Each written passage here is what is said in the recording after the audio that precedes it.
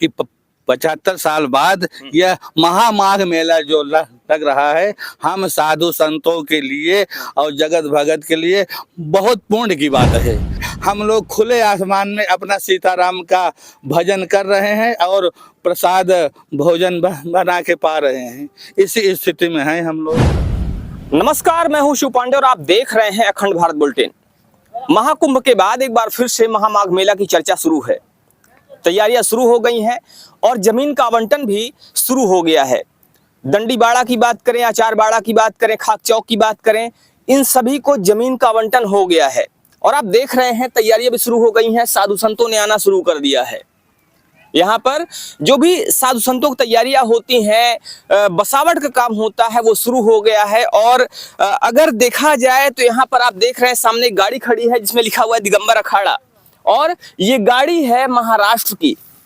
Number से भी आपको ये बात स्पष्ट हो रही होगी। और साथ ही लिखा हुआ है श्री राम जानकी प्राण प्रतिष्ठान सेवा समिति, संभाजीनगर, महाराष्ट्र राज्य।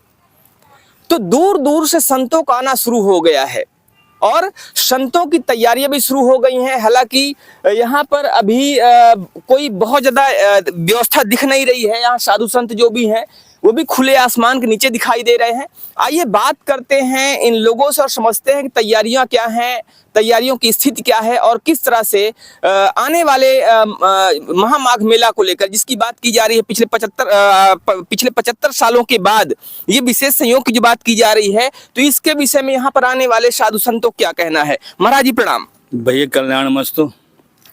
महाराज जी, आप लोग यहाँ पर आ गए हैं और तैयारियां भी लगभग शुरू हो गई हैं। क्या कहेंगे इन तैयारियों को लेकर? इन तैयारियों को लेकर हम क्या कहें कि तेरा भाई त्यागी अखाड़ा आज 3 दिन से, परसों से आके यहाँ पे रुका हुआ है। जो है हमारी खाक चौक व्यवस्था समिति, न उनके तरफ से इस अखाड़े पे कोई निगाह डाली जा रही। हम लोग खुले आसमान में अपना सीताराम का भजन कर रहे हैं और प्रसाद भोजन बना के पा रहे हैं। इसी स्थिति में हैं हम लोग। तो खुले आसमान के नीचे अभी यहाँ पर रहने को मजबूर हैं और भोजन प्रसाद पा रहे हैं। इनका कहना यह है कि ना तो अभी खाक चौक समिति की ओर से कोई व्यवस्था की जा रही है और ना ही प्रशासन इस पर ध्यान दे रहा है। महाराज जी, कितने दिन हो गए आपको आए हुए? हम यहाँ 3 दिन हो गए हैं।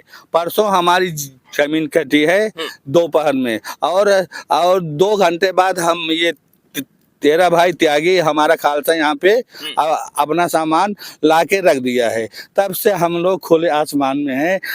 टेंट और ये लगाना भी चाहते हैं तो हमारी खाक चौक व्यवस्था समिति कहती है कि प्रशासन के द्वारा अभी हमें कोई निर्णय प्राप्त नहीं हुआ है। अभी हमारा मसला वो चल रहा है, निर्णय हो जाने दो तब टेंट लगाओ। तो अगर अपने से भी टेंट लगाना चाहें तो नहीं लगा पा रहे हैं। और कहा यह जा रहा है कि प्रशासन की तरफ से कोई दिशा निर्देश नहीं मिला है। जब प्रशासन की तरफ से दिशा निर्देश मिलेगा तब आप टेंट लगाइएगा। महाराज जी, 3 दिन हो गए हैं और आप लोग अभी परसों की बात अगर की जाए तो आप लोग प्रशासन के पास गए भी थे, मेला प्रशासन के पास, खाक चौक समिति के जी अपने सामने, उनके सामने अपनी बात रखे भी थे। वो देने को बोल रहे हैं। अभी जमीन भी कुछ गीली है कि 2-3 दिन के बाद आप लोगों को व्यवस्था की जाएगी, लेकिन तब तक तो हम लोग खुले आसमान के नीचे हैं। मौसम लगातार ठंडा होता जा रहा है और इस खुले आसमान के नीचे इस मौसम में रहना बड़ा मुश्किल है, लेकिन उसके बावजूद साधु संतों का कहना है कि वो इस खुले आसमान के नीचे रहने को मजबूर है। और कारण है प्रशासन की तरफ से व्यवस्था का ना होना, कोई दिशा निर्देश का ना मिलना, और जो भी यहाँ पर छावनी की व्यवस्था होना चाहिए वो व्यवस्था ना किया जाना। तो ये साधु संतों की परेशानी है वर्तमान में। यहाँ पर जो भी साधु संत आपको दिखाई दे रहे हैं, ये साधु संत अभी ऐसे खुले आसमान के नीचे रह रहे हैं। महाराज जी, आप महाराष्ट्र से आए हैं। इस बार के माघ मेले को लेकर काफी चर्चाएं चल रही हैं। उस बार के माघ मेले को महामाघ मेला कहा जा रहा है। कहा जा रहा है कि पिछले 75 सालों के बाद ऐसा विशेष संयोग बन रहा है। इस बात से आप कितना ताल्लुक रखते हैं? इस बात से हम लोग बहुत ताल्लुक रखते हैं कि 75 साल बाद यह महामाघ मेला जो लग रहा है। हम साधु संतों के लिए और जगत भगत के लिए बहुत पुण्य की बात है।